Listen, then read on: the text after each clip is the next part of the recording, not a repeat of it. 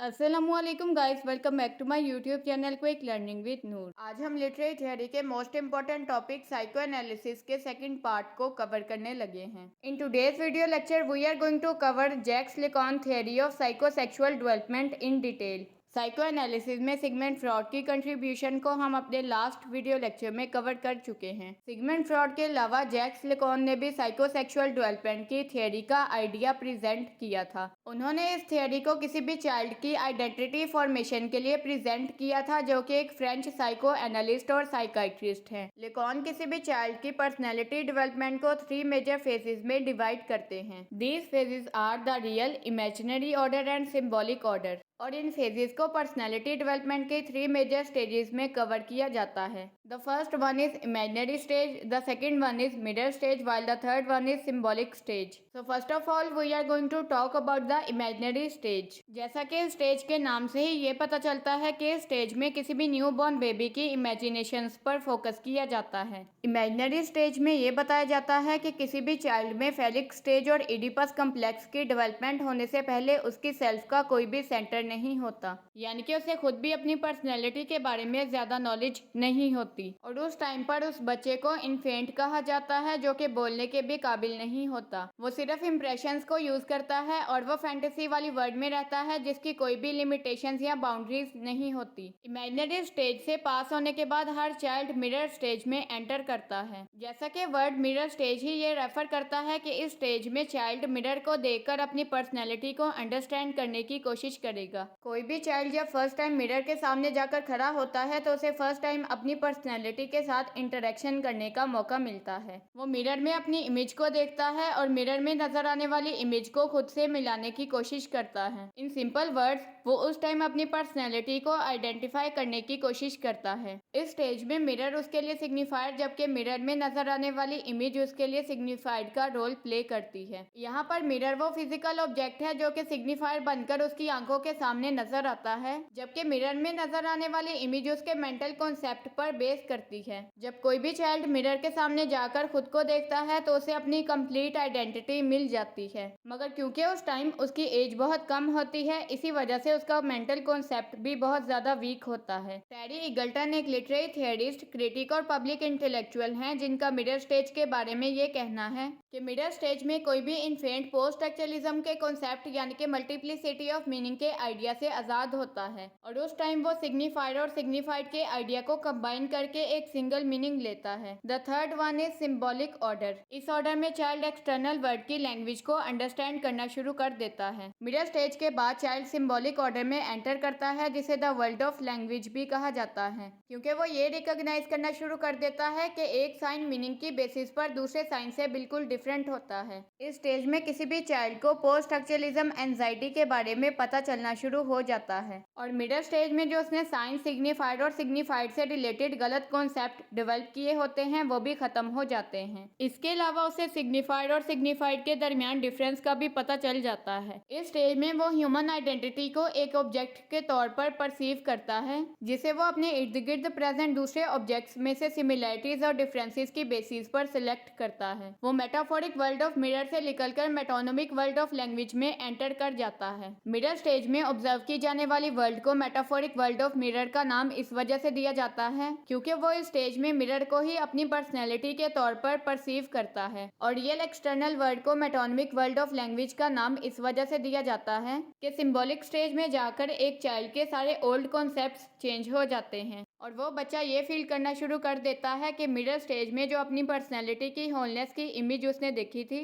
वो सिर्फ और सिर्फ एक फाल्स नोशन और उसकी आंखों का धोखा था। इसी बारे में टेरी ईगल्टन ये कमेंट करते हैं, I am not actually the coherent autonomous self generating subject. Terry Eagleton का अपने बारे में ये कहना है कि मैं ना तो इजीली अंडरस्टैंडेबल पर्सन हूँ, ना ही मैं खुद मुख्तार हूँ, और ना ही मैंने अपने सब्जेक्ट यानी कि पर्सनैलिटी को खुद जनरेट किया है, but the decentred function of several social determinants. जबकि सोसाइटी के सेवरल नोशंस या वैल्यूज की वजह से मुझे डिसेंटर कर दिया गया है, यानी कि मेरी पर्सनैलिटी या सेल्फ के सेंटर को खत्म कर दिया गया है। Duly enthralled by the image of myself I receive, I subject myself to it, and it is through this subjection that I become a subject. जो अपनी पर्सनैलिटी और सेल्फ की इमेज को अब मैं रिसीव करता हूँ उसे सही तरीके से मेरे साथ अटैच किया गया है। मैं जानता हूँ कि मेरी क्वालिटीज और करेक्टरिस्टिक्स की वजह से ही मेरी पर्सनैलिटी को ऐसा बनाया गया है। इस वर्ल्ड में हर इंसान की पर्सनैलिटी या सेल्फ सब्जेक्टिव होती है, जो कि पर्सन टू पर्सन वेरी करती है। Subjective means personal that is related to a single person. In simple words वो ये कहना चाहते हैं कि मेरी सेल्फ की सेपरेट क्वालिटीज की वजह से ही मैं इसे एक सब्जेक्ट के तौर पर कंसीडर करता हूँ, क्योंकि हर इंसान की इनर सेल्फ और पर्सनैलिटी दूसरे पर्सन से बिल्कुल डिफरेंट होती है। इमेजिनरी स्टेज से सिंबॉलिक स्टेज में जाते हुए एक चाइल्ड अपनी होलनेस ऑफ पर्सनैलिटी के आइडिया को खो देता है, क्योंकि उसे सिंबॉलिक ऑर्डर में ये पता चलता है कि होलनेस ऑफ पर्सनैलिटी सिर्फ एक इल्यूजन है। इसीलिए बार बार होलनेस ऑफ आइडेंटिटी का आइडिया रिजेक्ट होने पर उसके दिल में ये ख्वाहिश पैदा होना शुरू हो जाती है कि वो ओरिजिनल स्टेट में अपनी सेल्फ की होलनेस को अचीव करे, यानी कि वो अपनी आइडेंटिटी और सेल्फ को कंप्लीट होते देखना चाहता है। मिडिल स्टेज में चाइल्ड जिस आई यानी कि सेल्फ को एक्सपेक्ट करते हुए परसीव करता है और जिस आई यानी कि सेल्फ को वो रियलिटी में परसीव करता है, उन दोनों में फर्क पाया जाता है, क्योंकि एक्सपेक्टेशंस रियलिटी में एग्जिस्ट नहीं करती। यानी कि जब भी कोई चाइल्ड खुद को मिरर में देखता है तो वो अपनी पर्सनैलिटी से बहुत अच्छा एक्सपेक्ट कर लेता है, मगर जब वो रियल वर्ल्ड के साथ इंटरेक्शन करता है तो उसकी पर्सनैलिटी कम्प्लीटली चेंज हो जाती है। और जिस आई को हम अपनी डिस्कोर्स यानी कि कन्वर्सेशन में यूज करते हैं और जो आई यानी कि इनर सेल्फ रियलिटी में एग्जिस्ट करता है, उन दोनों में भी फर्क पाया जाता है। यानी कि बहुत सारे लोग ऐसे होते हैं जिनसे बात करते हुए हम अपनी इनर सेल्फ को छुपाने की कोशिश करते हैं। इसी वजह से किसी भी ह्यूमन बीइंग की सेल्फ या आइडेंटिटी फ्रेगमेंटेशन का शिकार हो जाती है।